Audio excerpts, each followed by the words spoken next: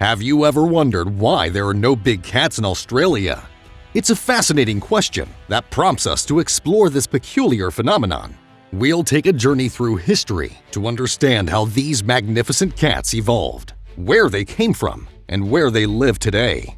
Furthermore, we'll consider whether it's possible for big cats to survive if they were introduced to Australia.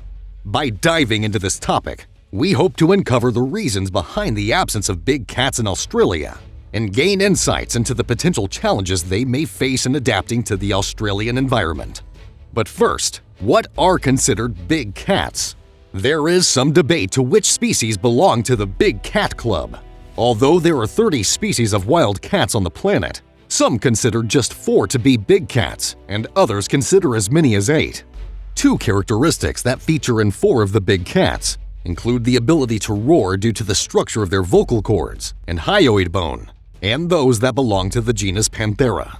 Using these two determining features, the big cats include the lion, tiger, leopard, and jaguar. But other scientists also include the snow leopard, clouded leopard, mountain lion, and cheetah among the big cats. Either way, the largest of the big cats is the Siberian tiger. It can grow up to 10 feet long head to tail and can weigh up to 660 pounds, or 300 kilograms. This is incredible when you consider the earliest feline in Earth's history wasn't much larger than our modern-day domestic cats. Tigers are located in the Russian Far East, through parts of North Korea, China, India, and Southeast Asia, to the Indonesian island of Sumatra. Lions are found across sub-Saharan Africa with a small Asiatic population in India's Gir National Park, the leopard in sub-Saharan Africa, India, Southeast and East Asia, the jaguar in Central and South America. The earliest cat known to scientists was called Proilurus. It is thought to have appeared on Earth around 35 million years ago.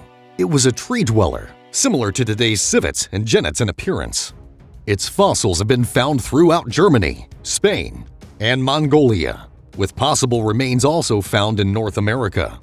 Its lineage would have diverged multiple times over the years to give rise to the cat species we know and love today.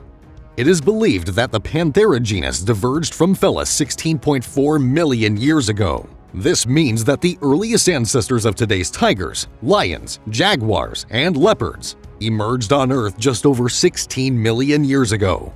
This was more than 80 million years after Australia split from the supercontinent Gondwana. Therein lies the answer as to why big cats are not found in Australia. They simply didn't exist at the time of Australia's separation from the rest of the world. Australia used to belong to the large subcontinent Gondwana. This included land masses that eventually separated and became South America, Africa, India, Antarctica, and Australia. Complex life forms began to develop and evolve at this time. The Cambrian explosion, characterized by higher atmospheric oxygen and more nutrient-rich seas, resulted in the initial formation of all major animal phyla. Initially, animals could move freely across the great supercontinent Gondwana without physical barriers such as open oceans. But as the landmass began to break up, it became difficult for species to migrate. Fossilized remains of a cat called Panthera blythei have been found on the Tibetan Plateau. Although these cats aren't thought to be common ancestors of all pantherines, they do suggest an Asian origin for some of the big cats. From Central and Northern Asia, the big cat's ancestors are thought to have migrated across Europe and into North America. Australia had long since separated from the rest of the world when these ancestral felines were spreading and diversifying across the globe. As the big cats spread widely via land bridges and frozen seas, they had no way of reaching Australia's shores. As Australia separated from the rest of the world, it became more and more isolated, finally settling into its current position about 35 million years ago. The unique flora and fauna found throughout Australia are owed to this separation. Species were able to evolve and adapt on this continent without intrusion from other species that cross land bridges between continents and other parts of the world. Most of Australia's wildlife is endemic to the continent and not found anywhere else on Earth. No interchange of animals occurred elsewhere. There is an imaginary line called the Wallace Line. It is a zoological boundary. It separates Australia from Southeast Asia. Animals found to the west of the line are of Asian origin, and those to the east are Australian. Very few animals have crossed from Asia into Australia, despite the relatively short distance across open water. With few land predators affecting the ecosystems, Australia's herbivores have dominated the landscape. Dingoes were introduced to Australia between 5,000 and 10,000 years ago, relatively recently in evolutionary terms. They are the largest land predator found in Australia. In the case of marsupials, they are mostly found in Australia, with some in the surrounding islands and across the Americas. Marsupials also dominated South America at one time, before placental mammals from North America crossed the Panama Land Bridge into South America. As they did so, they decimated the marsupial populations. Australia's isolation allowed for its unique flora and fauna to develop without competition from an influx of non-native species. The niche of large carnivores was also occupied by marsupials. One notable example was the Thylacoleo carnifex, which died out 46,000 years ago, reaching the size of a small lion. Thylacoleo carnifex, also known as the marsupial lion, is an extinct species of carnivorous marsupial mammal that lived in Australia from the early to the late Pleistocene. Measurements taken from several specimens show they averaged 101 to 130 kilograms, or 223 to 287 pounds in weight. Although individuals as large as 124 to 160 kilograms, or 273 to 353 pounds might not have been uncommon. This would make it comparable to female lions and female tigers in general size. The animal was extremely robust, with powerfully built jaws and very strong forelimbs. It possessed retractable claws, a unique trait among marsupials. This would have allowed the claws to remain sharp by protecting them from being worn down on hard surfaces. The claws were well suited to securing prey and climbing trees. Australia's native wildlife would likely be severely impacted, if not destroyed, by the introduction of large predators like the big cats.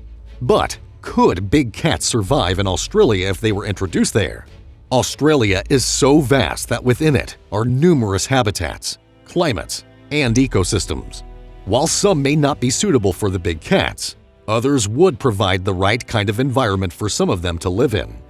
In the very north of Australia, savanna and rainforest is common, whilst in the center hot desert and semi-arid regions are dominant. A Mediterranean climate can be found in the south and southwest, with an oceanic and subtropical climate to the east and southeast. The big cats can survive in a huge range of habitats and climates. Siberian tigers can endure temperatures as low as -40 degrees Celsius, and African lions can live in regions where temperatures regularly exceed 30 degrees Celsius or 86 degrees Fahrenheit. Although Australia's most central region would certainly be unsuitable for big cats, where rainfall can be as little as 3 inches per year, other areas could be considered suitable.